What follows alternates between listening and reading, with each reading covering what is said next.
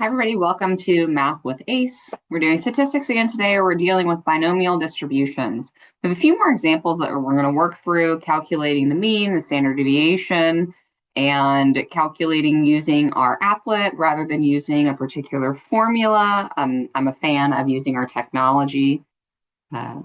This problem says it's been stated that about 41% of adult workers have a high school diploma, but do not pursue any further education. If 20 adult workers were selected randomly, we want to find the probability that at most 12 of them have a high school diploma and do not pursue further education. So X is going to be the number of workers who do have a high school diploma but don't pursue further education. So let's check its binomial. B, let's see. Is there just success and failure? So you either pursue further education or you don't. So you have a diploma and you either do or you don't. That's good. That's binary. Independent. Does whether one person has a diploma pursuing higher education impact another? You would think not. Maybe if they were from the same family or the same situations, but we're not given that information here. So I would say that these are independent situations. N, is there a number of trials that's selected? So we're saying 20. So we have 20 adult workers selected at random. S, is the success probability fixed? 41%, so that's 0.41. Now notice if I was to say 41, I would get an error. It's prompting me, you have to enter the information as a decimal. And what would we expect to happen? If you took n times p to calculate the mean, 20 times 0.41, we would expect about 8.2, which is what you see down here. That is why over 8, there is the highest bar, because around 8.2 is what we would expect to happen. That is the average. So that's why the distribution is centered there. And then calculating the standard deviation is actually how spread out the distribution is. Well, let's see. So we want to find the probability that at most 12 of them have a high school diploma. So at most 12 is everybody up to 12 or less. So all of these people, it seems like that's going to be a big number. So let's go to 12 and select at most. And notice the symbol, you have the notation. The probability that X is less than or equal to 12 is 97.38%. Almost everybody. So 97.38% is the probability of workers who have a high school diploma, is the probability that at most 12 have a high school diploma but don't pursue a further education. Let's do our last problem. In 2013, Jerry's Artorama art supplies catalog, there are 560 pages, and 8 of those pages feature signature artists. Suppose we randomly sample 100 pages. Let X equal the number of pages that feature signature artists. Find the following probability. So is this binomial? B. Is it binary? Well, the pages feature an artist or they don't. So yes. Are the pages independent? The artist's signature is independent. Yes. Whether somebody signs one page does not impact another page. Is there a set number of trials? 100 is the set number of trials. 560 is the number of pages, which actually ties into the probability, but we are randomly selecting 100. What is the probability? The probability is there are 8 total pages with signatures out of all 560. So the probability is 0.014. Let's plot this distribution. Look at that. Very, very small, close together. There are 100 pages, but all of our stuff is happening because there's only 8 out of 560, or about 1 page. 1% of the pages have a signature. That's why we're so close to the 0. What is the probability that 2 pages feature signature artists? So the probability that exactly 2 pages feature a signature artist is 24.37%. So A, the probability that X equals 2 is equal to 24.37%. So the probability, if I wanted to write this in words, the probability that 2 pages feature signature artists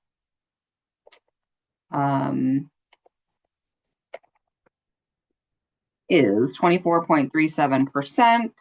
And then I can go back and say, I know how to spell and fix it. Okay. Now, the next question. What is the probability that at most 6 pages? At most means 6 or less. So I want to change it to at most 6. So look, my box got a little bit bigger here. That's almost everything. That's a really high number. How do I write that in notation? That is the probability that x is less than or equal to 6.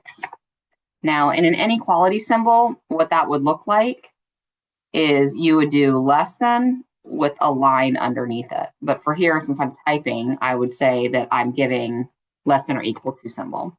That's equal to 99.95%. In words, the probability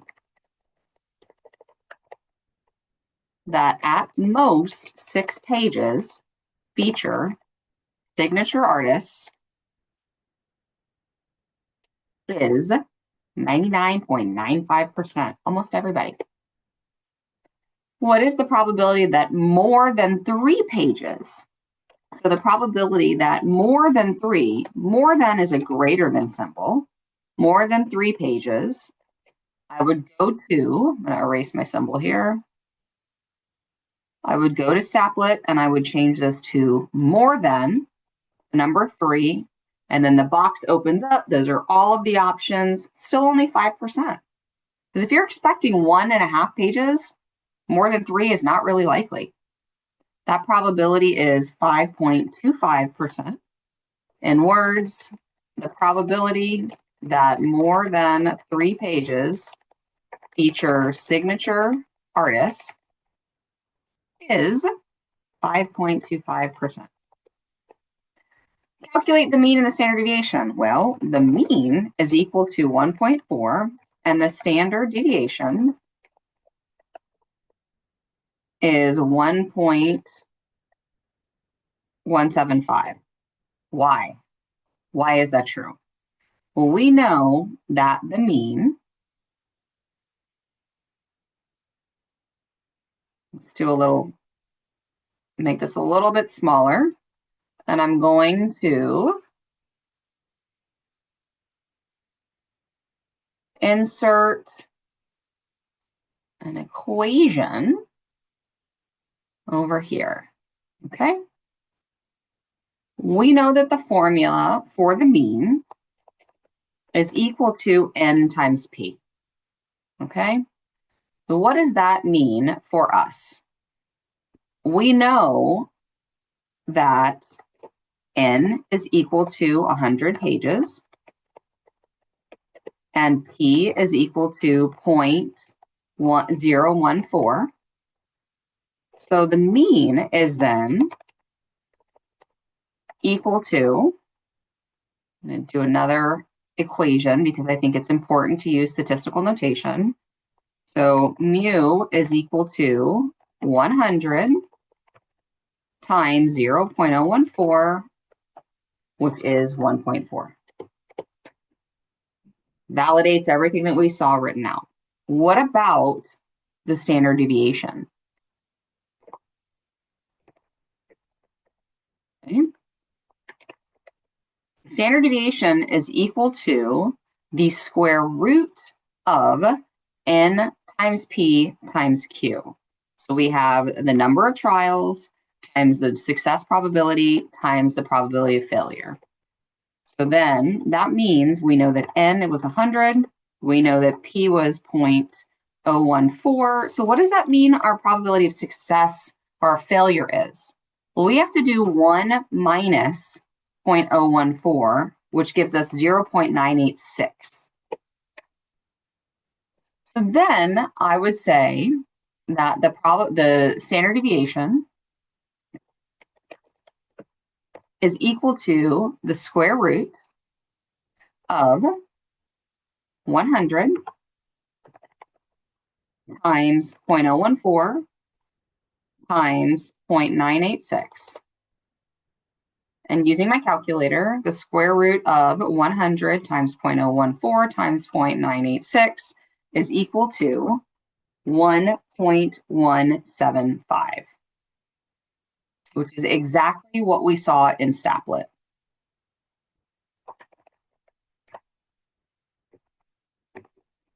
Verifies. Okay, so on average, what we would expect, how far away the distribution is spread.